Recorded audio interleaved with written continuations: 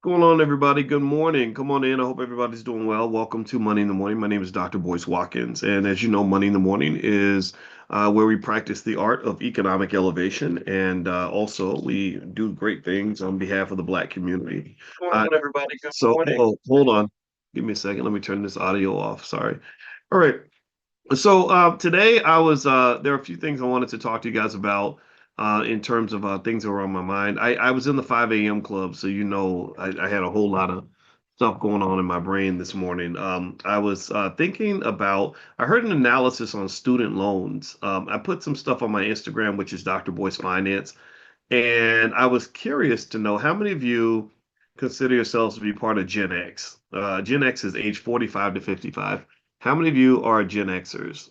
What do you think? Anybody in the 45 to 55 age range? Put a yes in the chat if that is you. All right, so as we start Money in the Morning, one of the things I wanted to mention is that the research shows that when it comes to student loans, Gen Xers are screwed more than anybody else. You're screwed more than anybody. The data shows that your student loan levels are higher than boomers, and they're higher than millennials. The millennials learn from your mistakes. The boomers are the ones who uh, you could say they guided you into it, right? Because a lot of us, our parents are boomers. And I don't know if you remember the time where, pretty much everybody felt like college was the thing to do. When I wrote my book, Everything You Ever Wanted to Know About College, I wrote that book because at that time I wrote that book, I really believed college was for everybody. College was the thing to do. That was the place to be if you wanted to be successful. And lo and behold, I didn't really realize entirely what was really happening there in terms of the rise in the cost of college as a result of the student loans. The student loans actually caused inflation in that area in terms of the cost of people going to school. And in addition to that, you had a change in the economy where the jobs were not as steady as they used to be. So this idea that college was your ticket to success was not appropriate anymore. And a lot of us, actually, they said with boomers, it was more difficult to go to college because they didn't have the loans available. And I think Lyndon Johnson, and I think it was in the 1970s, he passed some sort of higher education bill or something, which basically made it easier for people to go to college and to get the money. And who knows, maybe like, so if you got this dad who was a plumber, in his mind, he's like, I want you to do better than me, so I want you to go to college. My dad was a cop. And as a cop, he wanted, and he went to college himself though, but he didn't graduate till he was 30. And so basically, a lot of us fell into that trap. So what they said, no, though, and the reason you got to be careful with this is they said that a lot of baby boomers are having trouble because now they're approaching retirement. And as you approach retirement, those student loans are kind of kicking you in the butt a little bit and making it difficult. And the Trump administration is really being very forceful about the repayment of student loans. The Biden administration was aiming for student loan forgiveness.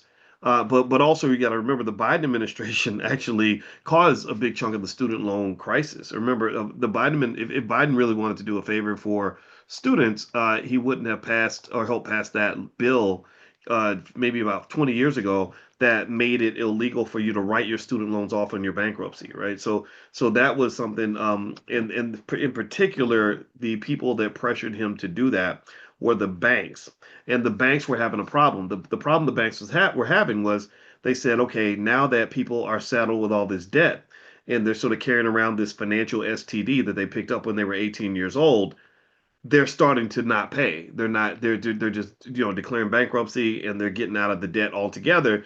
And we need to lock them into a financial prison. And we need your help building that prison. And since you did the 94 crime bill, where we built a lot of regular prisons, how about we build a financial prison by not giving people any options when it comes to how to get rid of their student loan debt? So basically, they passed this bill, and the Clintons and everybody was in support of this. The Bushes, I mean, they all kind of, and Elizabeth Warren, from what I understand, was the only person who understood the long-term effects of this. She was the only one who said this isn't right. When people make financial mistakes, they should have the ability to get out of those mistakes. They should have the ability to fix things that they did wrong. Because what happened was that these loans to some extent were predatory to begin with. A lot of people think a predatory loan is just like somebody charging you a high interest rate. A predatory loan is not just somebody charging you extra interest. A predatory loan, in my opinion, this is an opinion here, but I guess I'm qualified to have opinions because I this is it's my doctorate. Um, a predatory loan is, in my view, a loan where you are taking advantage of a person who is in a vulnerable position, or a person, maybe the person has very few options. We've used that word options a lot. They don't have any choice. So you say, somebody sitting there starving to death, and I say, are you hungry? And you say, yeah, I'm really hungry. Can you give me some food? And I say, yeah, I can get you some food, but it's going to cost you $8,000 to get a candy bar. And so because the person's starving, I can say, here, look, give me 20 bucks as a down payment, and then sign this contract that says you're going to pay me, $100 a week for the rest of your life, right? And what I'm not go along with that, right? Because I'm starving, right? I think that's predatory. I think that's wrong. I think what's also predatory is when you take advantage of young people because young people lack financial consciousness. Young people at 18, 19, they don't understand the long-term consequences of their choices and their behavior. And so if you go to a young person, you say, hey, look, I know you want to come to college and I know you want to party and have a great time, and you can do all of that. Just sign here and everything's taken care of. And then you'll worry about it later. You just take care of it later. And that to me is predatory. So not only are the loans invalid because the cost of education was way too high, but they're also invalid because the people that you had sign those documents were not ready to make a financial decision of that magnitude. For example, all of you, how many of you have student loans? Give me a yes in the chat if you have student loans. And how many of you, and then also give me two yeses if you've had your student loans on the books for more than 20 years. Give me a yes if you're in that category. Yeah, I do see some no's. That's good. I see some double yeses. I see some yes no's. Okay, good. Good. All right. Well, I know people in their 70s who are still paying student loans. And so really what makes student loan debt invalid is not just the fact that they took advantage of people, but also it's invalid because the amount was just way too high. It should never have cost you $100,000 to get a bachelor's degree or whatever they were doing. So now you have a crisis, and the crisis is that I'll show you the stats. I actually put some stuff on my Instagram, which is Dr. Boyce Finance. I actually copied a tweet that I put up about this. So let me share my screen so you guys can just see this tweet and just understand the magnitude of this issue and the fact that it's going to get worse. So it says Gen X carries the highest average, hold on, let me get this thing up here. The highest average debt, student loan debt of any group, over $44,000 per borrower, which is more than any other generation. So it's more than the millennials, more than the boomers. Nearly 40% are still paying off their loans in their 50s, decades after graduation. And here's the crazy part: one in four Gen X borrowers owe more now than they originally borrowed. So it's crazy because you 50 and you've been paying student loans. You've had these loans there since the 90s, and the amount that you owe now is more than the amount that you borrowed.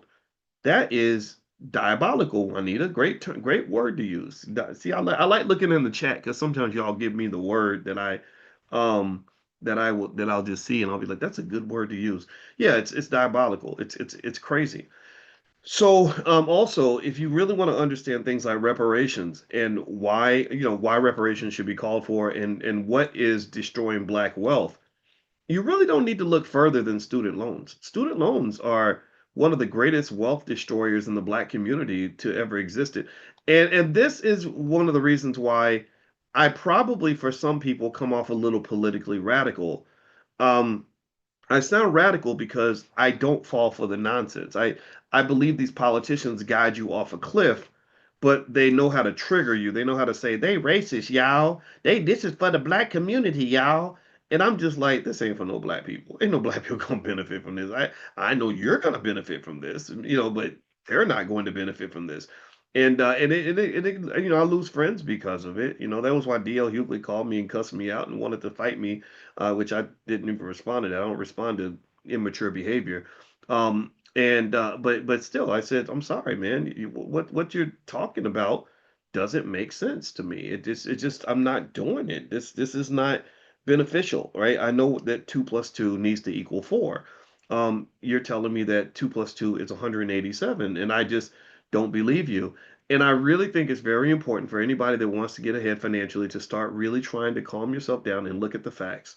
Look at just the data. Look at the info, and then ask yourself a basic question: am I better off after this experience? Is this experience helping me to do the things that matter to me? And what matters to you? I imagine things like feeding your children is probably pretty high on your priority list.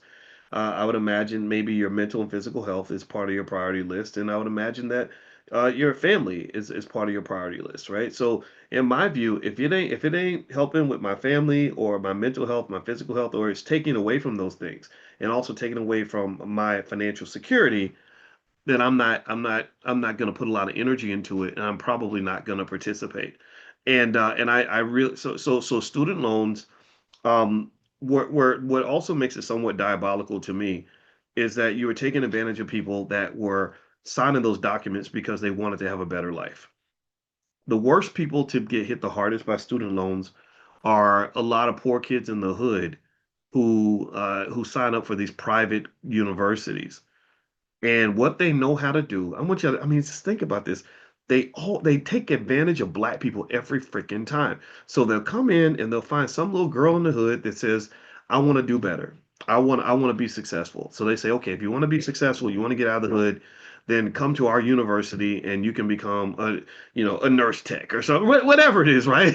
And then they'll have them sign the student loan papers, and they'll charge them insane amounts of money because they're going to get paid from the government. And then this poor person who may or may not finish the degree ends up saddled with a ton of debt. And this is a common pattern. This is how they financially ripped off the sharecroppers. The sharecroppers were former slaves who wanted a better life. Again, the devil always knows what you desire. So the devil gets in your subconscious and your conscious mind, and he looks around and finds out, like, what is your wildest dream? And I'm gonna dangle that dream in front of you, almost like those little. You know what it reminds me of? You ever play like my niece, like and her friends? I went to her birthday party. She's 6 now, and I went to her birthday party, and her and all the little girls were literally hypnotized by that stupid ass game that ain't nothing but a scam. The one you might know what I'm talking about, the one where the hook comes down. They'll put all their favorite toys in the thing, right? Or something amazing that they really want, some candy or whatever, and then the hook will come down. You ever know anybody ever seen that play that game? Ever tried that? And the hook will like it'll grab it'll and they just mess with them. They I mean you talk about dopamine manipulation. They'll grab something and the little girls will get all excited, right? And then the hook will be like, oh, sorry, I dropped it. Right? Because that damn hook ain't even grabbing nothing. It's like grabbing this piece of paper, and I'm just like that. And it makes me so mad because what it does is it makes them want to try again and try again and try again. And I try to explain to her, I'm like, come on, sweetie, this is taking all your money, but they ain't gonna listen. So really, I feel that we sometimes get played in the same way. Um, because we have these emotional voids that don't get addressed, this undiagnosed, untreated trauma, this desire to fit in, this belief in our oppressor that somehow never went away. They can come up to us, get us bright eyed and bushy tailed about the possibility of hope.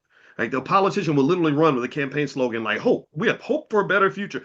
I don't know damn hope. Show me, cash the damn check. Show me where the check cleared. Then I will hope that the money's come. I will hope the money's coming after the money has arrived. Don't you dare tell me about possibility and what might happen. I don't trust you no more. I just don't. And so the healthy skepticism, I think, will help you avoid wasting energy. So that's how they got the sharecroppers. The sharecroppers are former slaves. They're coming out and they're like, we're free now. I want to have a better life for my children because I'm a hardworking man. I know how to run a farm. I got a good wife. I got some great kids. We're gonna go out here and do it. So the sharecropper or the farm the boss comes in and says, great, we can give you hope for a better life. Just work hard and sign here. So you sign here, and then they sort of rig the whole system in such a way that they're able to exploit you. And they don't just do it to black people. They do this. Coal miners actually get it too. With coal miners, what they would do is they would create like these company towns, and in these company towns, the boss, the people that ran the company, could control the whole economy. So in the company town, they would, you get all your food, like whatever money you made from the coal mine, you would just go spend that money right there in the town, right? And the thing was, sometimes in some of these little company towns, they wouldn't even pay them with cash. They were paying with company dollars, right? Which is very dangerous because the company can decide, to what the inflation rate is going to be. So what they would do is they would keep jacking up the prices of all the stuff that people needed in the company town because the company owned everything, right? And then when you couldn't afford to buy whatever you were trying to buy, they would say, "Don't worry, you can get it on credit." So you sign the document, and next thing you know, you got all this debt, and then before long you're sort of, they own you pretty much. You can't, some of them, they wouldn't even let you leave until you paid your debt back, but you never paid it back. So debt can be slavery in many cases. And so debt being slavery occurs in these company towns. It occurred with sharecropping, and now you have corporate sharecroppers. That would be you. That would be you. You because you took on this debt and you have bigger dreams, you have other things you want to do, things you want to do in life, like I don't know, like maybe retire or just like be happy or something. And they're like, well, you don't have time to go be happy because you got to pay these student loans. So Trump is forcing the repayment of the student loans, which clearly I don't agree with that. I mean, I think that they could probably have a better policy there. But then also remember, Biden created the law that puts you in the financial jail of not being able to ever get out of that debt in the first place. If Biden hadn't done what he did, then you wouldn't have the problem. If Trump wasn't doing what he's doing, you wouldn't have the problem. But it's so, instead of arguing with me about Biden versus Trump, how about we argue about common sense being connected to your dollars and cents? How about that? How about we connect to understanding, like, okay, how does this trap happen, and why do they how do they keep pulling it over on us? How do they keep on ripping us off over and over and over again?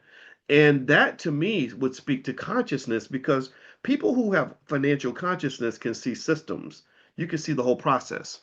You see the whole game unfolding before it even happens. You're not reacting to what's occurring in the moment. You're looking at everything that's going on, and you just sort of see the big picture.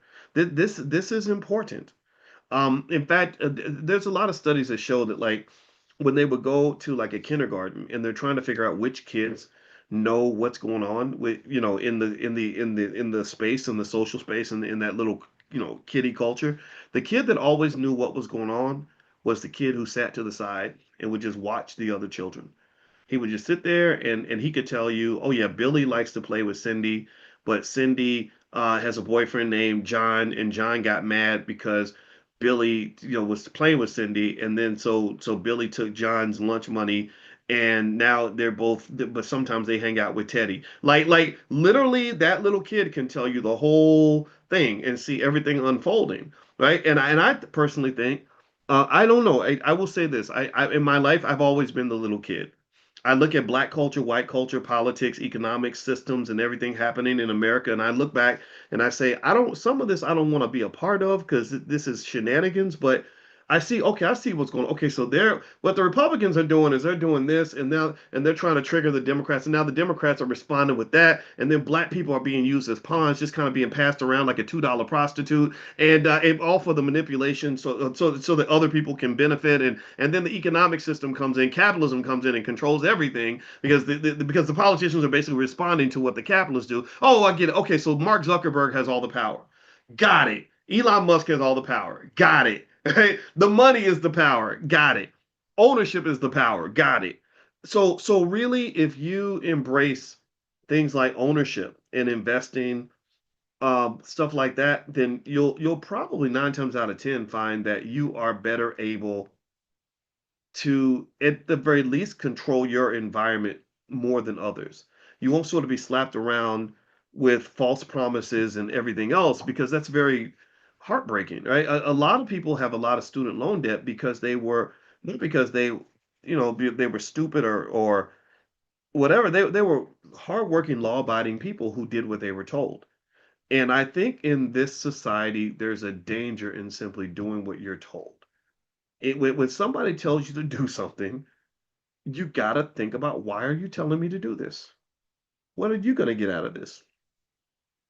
And it's okay if they're getting something from it, but you just got to know what it is. And I think us understanding who our friends are and who are not our friends is really important. I think it's really important to know that. I don't believe black people have any friends, but then again, maybe I'm just a cynic in that way. I haven't seen evidence to show that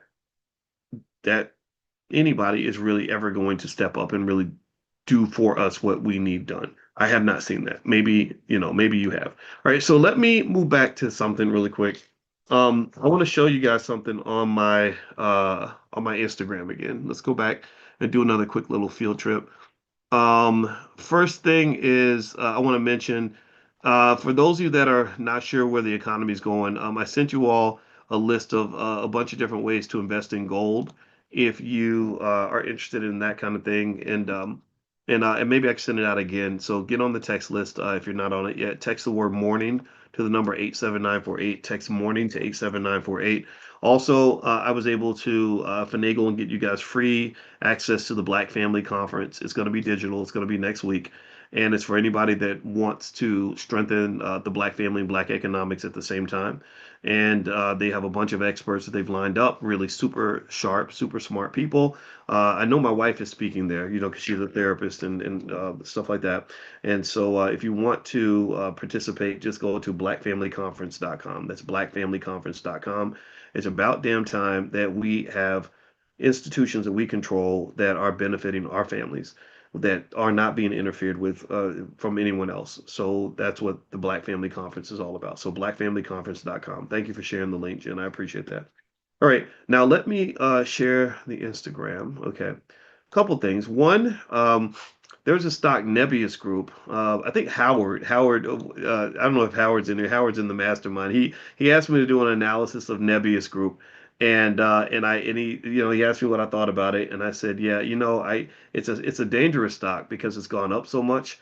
It's gone up actually, I think a couple 100% in the last few months, but it's a really beautiful stock for selling options and making income. So I actually put together, for those of you that are doing options, I created a fast cash action plan on how to turn this into a money making property for you. Which, again, it's much easier than real estate. It would cost you a lot less, like maybe $15,000 or so, but you can actually turn this into something where you can collect rent just like you would if you owned a building or owned a house. So if you are interested in learning more about stock options, just go to drboyceprime.com. And for those of you that are already in the class, I sent the fast cash action plan, or actually I'm going to send it out to you today. So feel free to get on the text list and I can text it to you. Text the word options to the number 87948. So text options to 87948. All right, so let's see here. Oh, this is something the Fly Nubian Money Ladies did the other day. That's Tiara Williams. That's my wife, Dr. Alicia. That's Shalay Camilo, who is one of the best real estate experts in all of Boston and Massachusetts. And this is attorney Mary Dean. So the attorney, the real estate expert, the therapist, and the coach got to coach slash actress slash writer, director, producer. We're talking about this interesting topic that would be worth looking at. I'm not going to discuss it today because I don't think I'm qualified to discuss this, but they were having an open conversation about the Black church's role in the Black family, and they were asking a logical question. Does the church sometimes keep women single and lonely? And there was a lady named Deb Cooper, who was a pretty strong feminist years ago, but who wrote an article about that, where she kind of felt that sometimes the church does what men sometimes do, which is to kind of keep the women to themselves. Meaning, like, basically, when you set the standard, like, men can only date you if they do this, this, this, this, and this, and they come with you to this building to give me money, that sometimes they're blocking you from true love in that way. I'm not sure if that's the case or not, but I will say that one thing the Mormons do, old school Mormons, like old school polygamous Mormons, what they used to do was when the girls would get about 12 or 13 and they would start being attracted to boys their own age, the men would run off. They would run the boys off. They would make the boys leave. But if the girl tried to leave, they would chase the girl down and make her come back. Right. So it's interesting, right? They don't chase the boys down. They want the boys gone, and they want to but if a girl tries to leave, they not only will not force her to leave, but they will actually force her to stay. So that some would argue that sometimes the church does that, that the pastor's like, these are my women, I control this space, they give me money.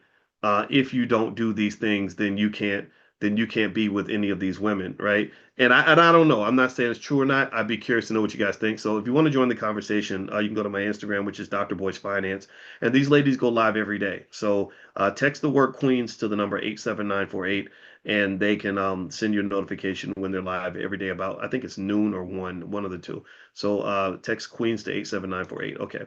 So let me keep going. I'm skipping. Okay, so here's something else that I threw up there that I was thinking about. And I think this is really important to understand as we develop this Black economic revolution and go into the next generation,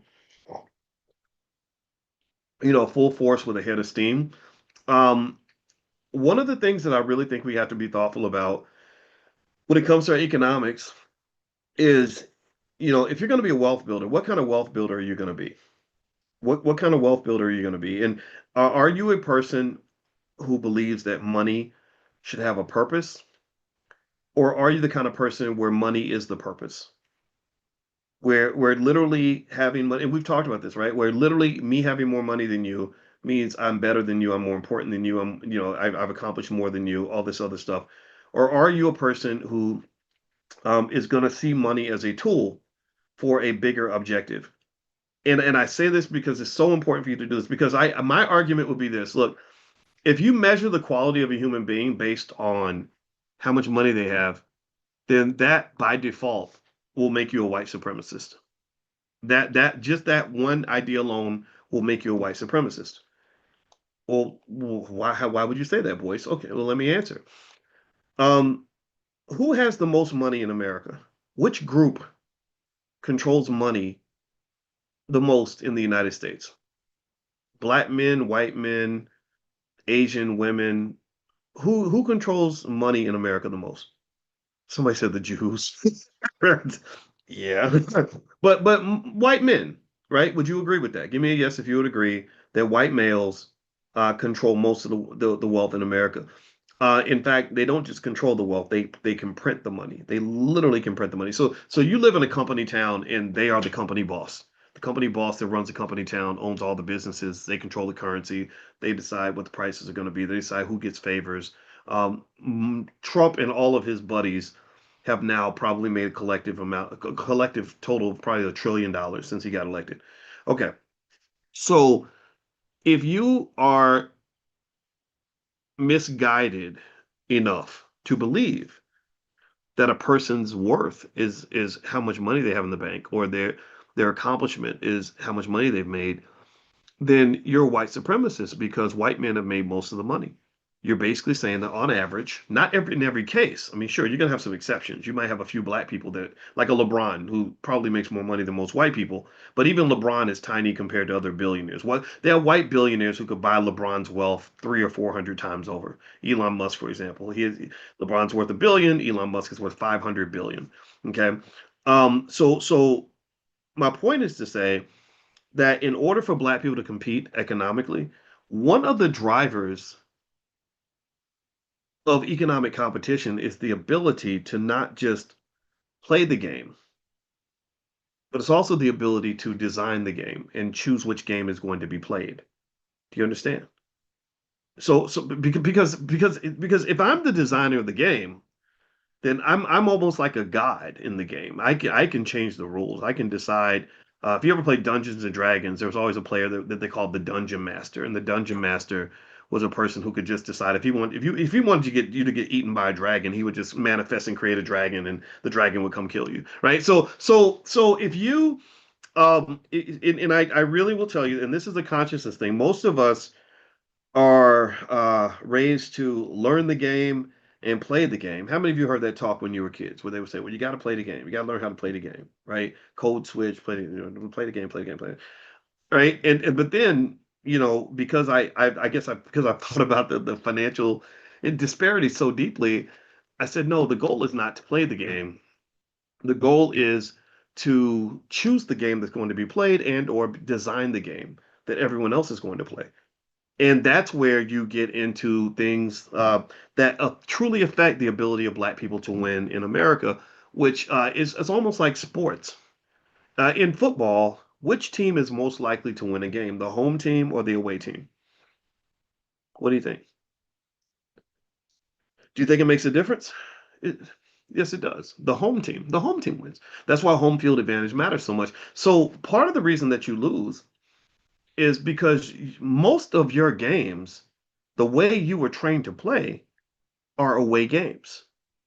You're trained to leave your family, leave your community, leave your safe space, and go to a foreign territory where you don't know the rules, you don't know who's what, you don't know up from down, and somehow find a way to survive and succeed. Which to me, that's a recipe for complete insanity because half y'all have to be a totally different person when you go to work than you are when you come home. You literally have to become, you have to train yourself to become schizophrenic or have multiple personalities. You do. You have to code switch. We joke about it. We say, well, this is part of being black. No, it's not. That's not being black. That's being weird. That's not healthy. That's being unhealthy. But it just comes with the territory. Like, yeah, you're black, so of course you're supposed to do. So so here's where black economics is so important is because when you understand things like when you have more of your young people being trained on business development than you have being trained on business management, then you're leveling up your approach to the economic system because you're not so much trying to play someone else's game where you're reacting to the things that they do. You're creating games and you're shaping the game that's going to be played. So think about it like this. So let's say that you come to me and you say, Boyce, I want to challenge you. I want to challenge you to a game of basketball. Um, how could I shift that in my favor? Uh how could I shift that? Or so first thing I might do is I might say, no, why don't we play football? Because maybe I'm short and you're tall. So now I've shifted the advantage in my favor. And then I might say, yeah, and I also created a game. It's a blend between basketball and golf, and I call it golf. So how about we play golf instead? Let's play golf, right? And then if I really want to make the game rigged in my favor, then I might say, yeah, I got a golf course at my house, and it's and now it's the golf course I play on every single day. But you can come in and we can play and we can compete, and whoever wins is the better man. That I will be better than you if I beat you now. You do know that, right? Have you accepted those rules? Right? Would you be a damn sucker if you went along with that? You'd be crazy. No, no, no. You would no person in their right mind would even play a game, would even engage that, right? But we do that. We engage that. We sometimes, I think, because we're trained to believe we are so powerless, that we literally will just be running around confused, trying to figure stuff out. I've gone through that. I remember just feeling lost. No mentors, no no understanding of the system. I didn't even understand. I told you I would watch Seinfeld and I'd be like, why do white people think Seinfeld is so funny? It wasn't funny to me. But I knew why Def Comedy Jam was funny. I didn't know why Seinfeld was funny. Right? I still don't know why it's funny. I don't think Jerry Seinfeld is funny at all. But for whatever reason, other people do, and I don't even want to know why. I don't care. Right? So I will say to you that going back to my original premise, what I was saying earlier, that if money, dollar bills, those little worthless green pieces of paper, is your sole determinant of who is more successful and who's not, who's a better person, who's not, who's more worthy and who's not, you're going to lose the game because you started the game playing on an away field in a sport that you don't even understand. That is completely rigged against you. So what I'm saying to you is this: I'm not saying we should abandon our quest for economics. You should, but what I would ask you to consider is you really, in my view, want to see economics as just a piece of a bigger puzzle. And then you really, when you set up your puzzle, you should have sections of the puzzle that live in your own black neighborhood. Meaning you should have some part, you got to. I think any conscious black person in America who wants to make wealth and money has to own at least one thing in their life that money cannot buy. That money cannot buy. Just there's one area where you say, no, you know what? I know, Mr. Charlie, I know you think everybody's for sale. but this over here, you can't buy this. And that'll make him want it even more. Like, how do I get it from you, boy? Well, how much? Like, I'll offer you a million, 10 million. What? No, sorry, this is not for sale.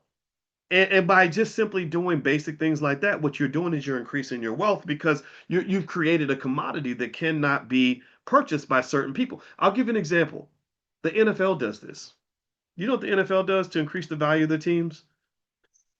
They literally have rules that say, we don't care how much money you have. If we don't accept you as an owner, then you can't own a team.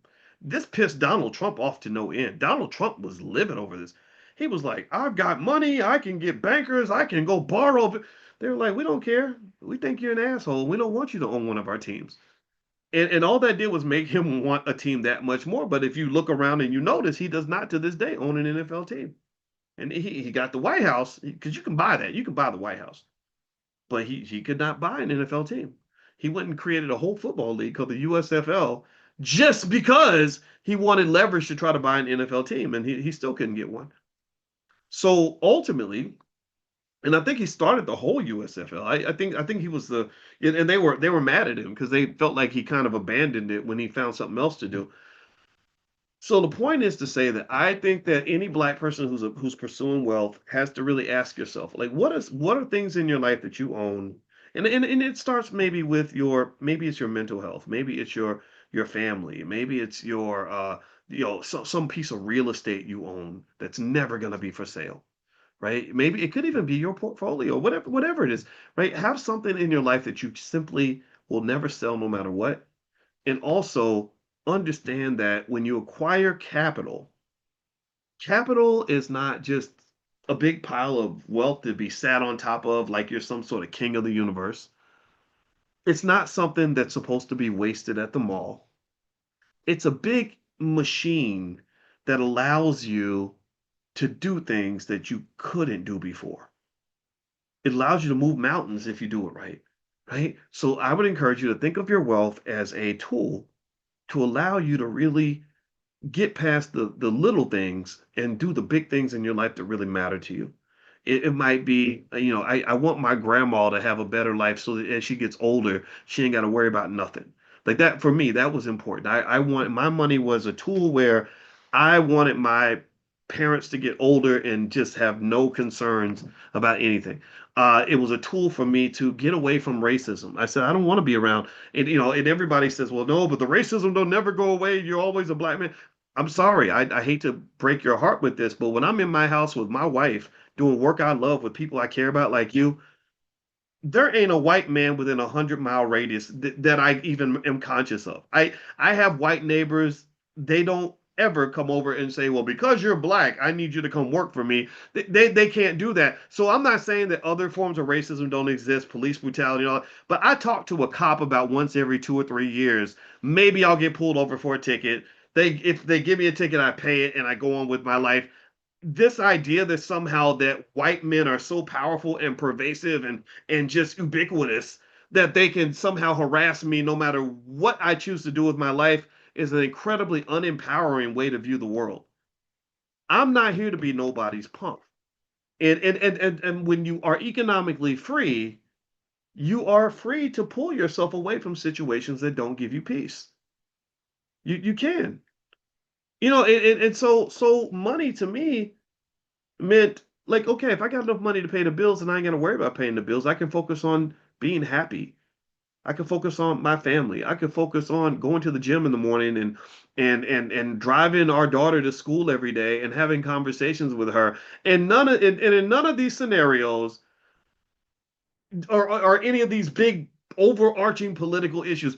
We'd never get in the car and say, "Oh my God, did you hear what Donald Trump did yesterday?" I don't give a damn. Whatever. I'm not saying it doesn't matter. I'm saying that all the chatter on the internet about how horrible it is to be black, that doesn't have to be your life. And that really, if you really break it down and think about what you do on a daily basis, that's not stuff that really. If imagine this. Imagine if somebody just turned off the internet and you couldn't even look online to see what people were getting mad about or outraged about. Like right, like for example, people were talking about what stuff in Chicago and stuff like that. And there's a debate about that for sure. And you have a right to have an opinion about that, whatever it is. But imagine if you just didn't know that it happened. And all that, what would matter to you? Well, what would matter to me is, did I get up on time to go to the gym? Did I get a good workout in? Did I get a chance to talk to the baby before I took her to school? Am I spending time with my wife? What am I going to eat for lunch today? What are we going to talk about today in class? Like that's it. That's the stuff that would matter. And so ultimately, I would just ask you to consider this. Very simple. Number one, what matters to you? What matters to you? It's probably simple stuff: mental health, physical health, children, relationships. That's probably the stuff, right? And how can money help you to focus on those things? And then also, among the things that exist in your life, what are the things that you have that money cannot buy? Because we cannot live in a world where every Negro is for sale.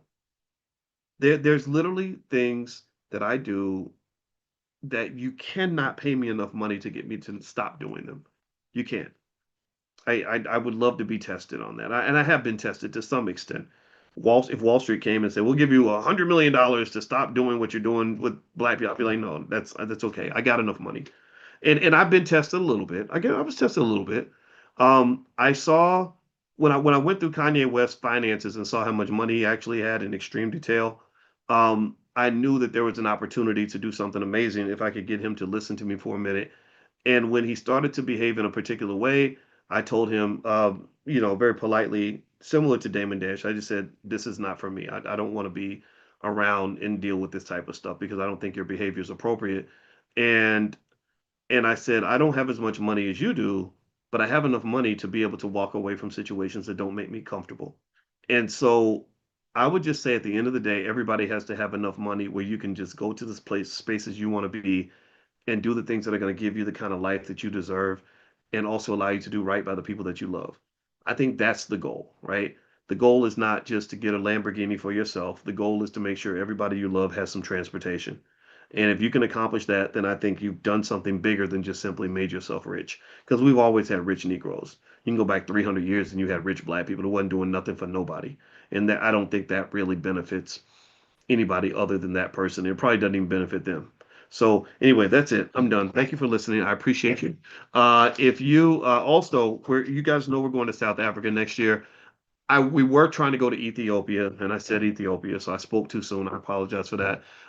We had to do South Africa because the Ethiopia slot was too soon. It was October, which is now, and you have to have time to get ready. But we're going to do a group trip to South Africa, and there's some other trips as well. So if you're interested in seeing the trips that we're going to do, go to b1voyages.com. That's b the number one voyages.com. And also, you can text the word travel to the number 87948, and I'll keep you posted. We're going to do something next week about the South Africa trip. If you'd like to go and just do some black economics in South Africa. So text the word travel to 87948. All right. So have a good day, everybody. God bless you. Thank you so much for listening.